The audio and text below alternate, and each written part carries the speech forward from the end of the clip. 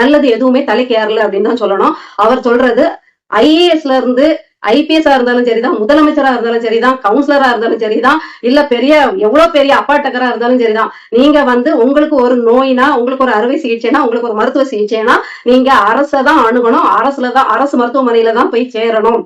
நீங்க அதை செய்யாத பட்சத்துல இல்ல நான் எங்களுடைய உடம்பெல்லாம் இங்க படுக்குமா, எங்க இதுல உட்காருமா, எங்களுக்கு என்ன தன்மான பிரச்சனை தெரியுமா, எவ்வளவு குறைச்சல் தெரியுமா, நாங்கள எவ்வளவு பெரிய ஆட்கள், நாங்க சாமானிய ஆட்களோட எல்லாம் போய் நாங்க அவங்களுக்கு சரிசமமா படுக்க முடியுமா அப்படின்னு ரொம்ப ஓவரா குதிச்சுட்டு போய் தனியார்ல போய் படுத்தீங்கன்னா உங்களுடைய சம்பளத்துல பாதி பிடிக்கப்படும்.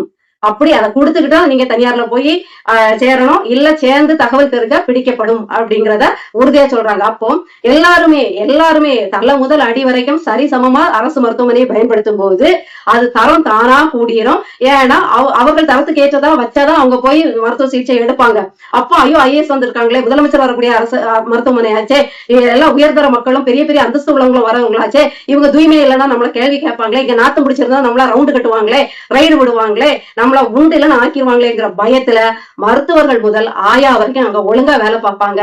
தனியாருக்கு இணையாக அது மின்னும். அதுதான் உண்மையும் கூட. அரசு மருத்துவமனைகள்ல இருக்கக்கூடிய அடிப்படை குறைபாடுகள் தீர்க்கப்படும். அதாவது மருத்துவர்கள் பற்றாக்குறை, படுக்கை வசதிகள் பற்றாக்குறை, செவிலியர்கள் பற்றாக்குறை, ஆயா இல்ல கவனிப்பாளர்கள், உதவியாளர்கள் பற்றாக்குறை, முக்கியமான நவீன உபகரணங்கள் பற்றாக்குறை, இது எல்லாமே தீர்க்கப்படும். அரசு மருத்துவமனையில் போய் சேர்றதுக்கு பெரும்பாலானவர்கள் என்னென்ன குறைபாடுகளை சொல்றாங்களோ அத்தனை குறைபாடுகளும் என்னுடைய ஆட்சியில களையப்படும். யார் இதுக்கு பயப்படவே வேண்டியதில்லை. தைரியமா சீமான் ஆட்சியில இருக்கக்கூடிய மருத்துவமனைக்கு மருத்துவம் பார்த்துட்டு கெத்தா போகலாம் அப்படிங்கிறத அவரு சொல்றாரு. முதியோர்கள் ரொம்ப கஷ்டம்